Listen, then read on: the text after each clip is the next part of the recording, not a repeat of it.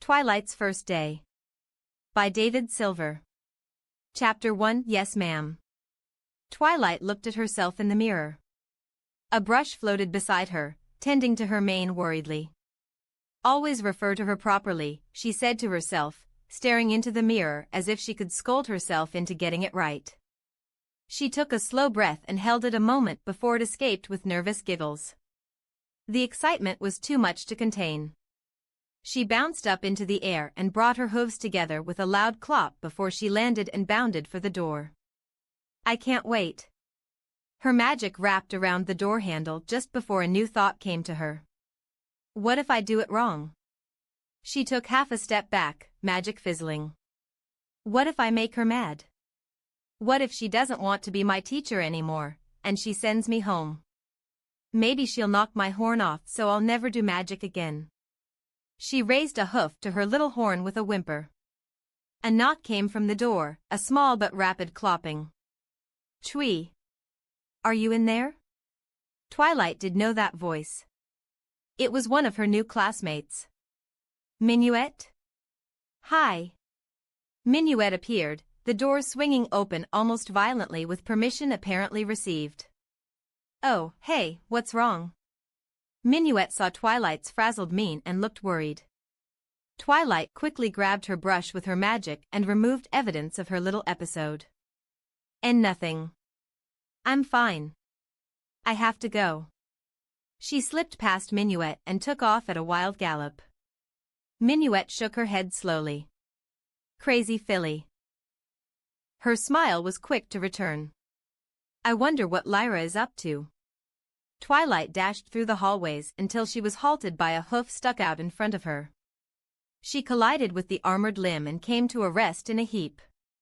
Miss Sparkle, asked the low voice of a guard. Princess Celestia is expecting you.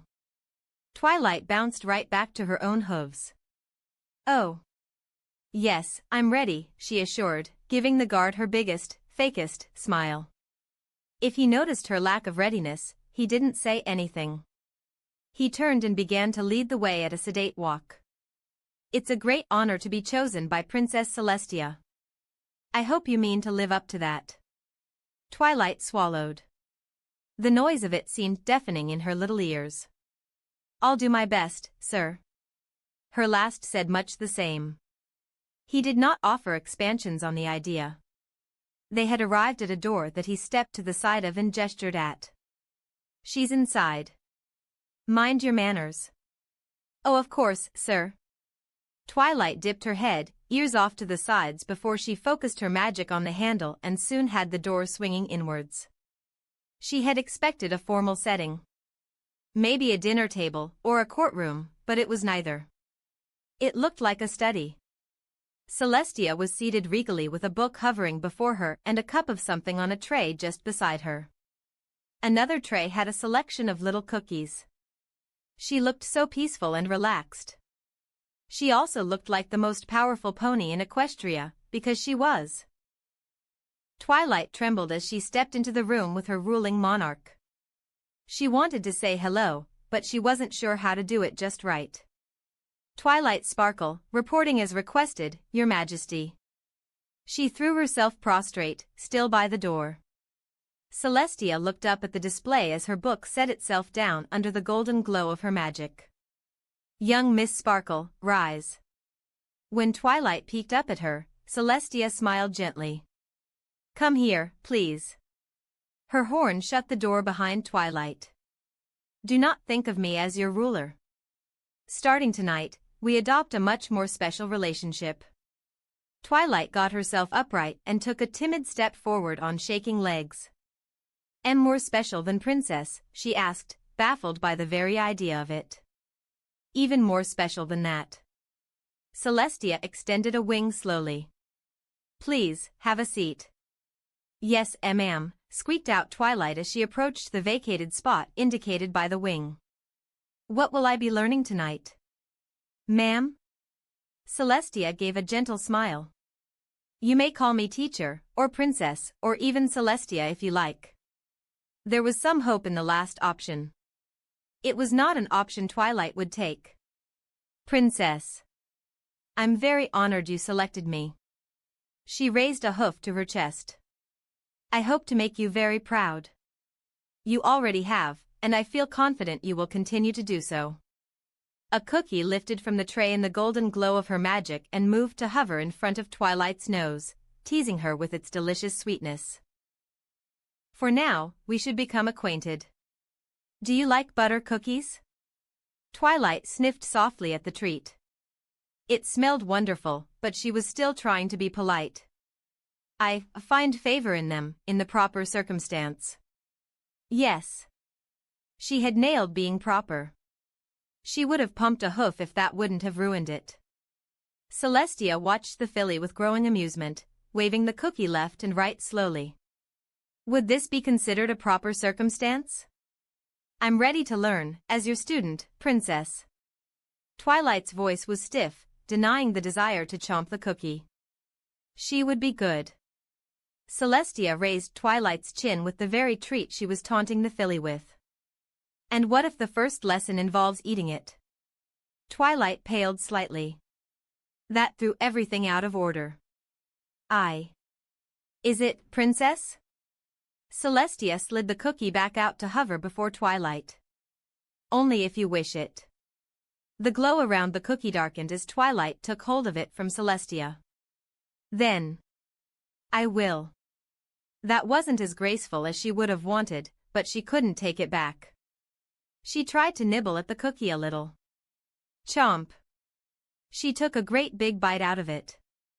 It melted in her mouth. It was so delicious. Soon she had crumbs on her snout and there was no other evidence a cookie had ever existed. I see it meets with your approval, spoke Celestia, mirth in her voice. Now then, tell me what you've learned today in class. Somehow, with crumbly bits on her face and her elegant mien shattered, Twilight felt just a bit more free. Still, she was embarrassed too. She blushed brightly as Celestia wiped her clean with a little napkin. She had been asked a question. She dared not disobey. Today we covered the importance of clear visualization. That is important, agreed Celestia. In order to weave magic, one must hold a clear image of the intended effect with crystal clarity in their mind. Do you remember, when you passed the test? Twilight shrank a little. I haven't made a mess like that again, princess. We have already placed that behind us, assured Celestia in comforting tones. It does remain an excellent example of how magic can go powerfully awry when we lose that vision. Twilight cleared her little throat. Princess? Yes? Can we talk about something else? Celestia gave a soft nod. I did not mean to make you uncomfortable. She gestured to the book she had been reading earlier. Have you started with this yet? Twilight's eyes fixed on the book as it lifted up in the golden glow of Celestia's power. It read The Methods of Thaumaturgic Control. Twilight shook her head. I haven't read that yet.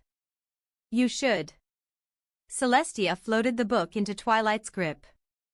It was a great help to me once when I was not much older than you. Twilight's eyes sparkled as she took hold of the tome in her hooves and flipped it right open to the first page. It had a foreword by its star Swirl the Bearded. Twilight had said it out loud as she read it. She looked up at Celestia. Who is that? He was a very good pony, replied Celestia. He knew a lot about magic, and he wrote great portions of it down, to be shared with other ponies through the ages, now including you, Twilight. Can you understand it? Reading was one thing Twilight excelled in. She sat down on her haunches and flipped to the next page. She began to read eagerly, her lips moving to sound out the words quietly as she went. Many of the words were quite long, and she reached one she just couldn't get. She didn't want to admit failure to her new mentor so quickly, so she kept reading it over and over. She mouthed the word and started mumbling what she thought it sounded like. She wanted so badly to get it right. Celestia's hoof came down gently on Twilight's shoulder. That is the bulb at the base of a unicorn's horn, where magic is stored when not in use, she explained without prompting. That is its scientific name. Even I can be troubled pronouncing it precisely. She leaned in close. Star Swirl was quite the genius, but he was also something of a show-off. He liked using the most complex words at times when simpler ones would suffice. Twilight gave a stiff nod. I'll learn it. She had decided. She would learn the complex words that littered the book. It was a challenge. A challenge given to her by a pony she had never met and probably never would, but one she would accept. She felt determined and purposeful. I will make you proud of me. Celestia stiffened faintly. She had seen what could happen when a pony wished too hard to make others or themselves proud too much. Twilight, I will be proud so long as you try. You will be a worthy student even if you should fail to pronounce a word or two. Focus on becoming a better pony. They were kind words, and Twilight felt nice hearing them, but they did not entirely go to heart. I will learn them, she assured, hopping to her hooves. Thank you, Princess. She draped the book over her back to carry. Celestia gently ran a hoof between Twilight's ears. We will go over what you have read each day, so we can work together to absorb them into practice. This is not a replacement for schoolwork. I expect you to finish the assignments given to you in a timely manner. Reading this book comes after that. Of course, Princess. Twilight was smiling brightly. Schoolwork was something else she understood. She would not fail her teachers. Will that be all? Not by far, breathed out Celestia, to Twilight's confusion. Never mind that. That will be all for tonight. Thank you for coming, Twilight, and I look forward to seeing you tomorrow evening. Twilight gave a salute so sharp she almost toppled right over with her book. Good evening, Princess. She ran off back towards her own room, leaving Celestia behind. Celestia considered the meeting silently for a time. It had not gone perfectly. It had not gone disastrously. She would have to be careful. She didn't want to lose another. I will not fail you, she whispered to herself before rising. She had to get some sleep in order to do her own duties.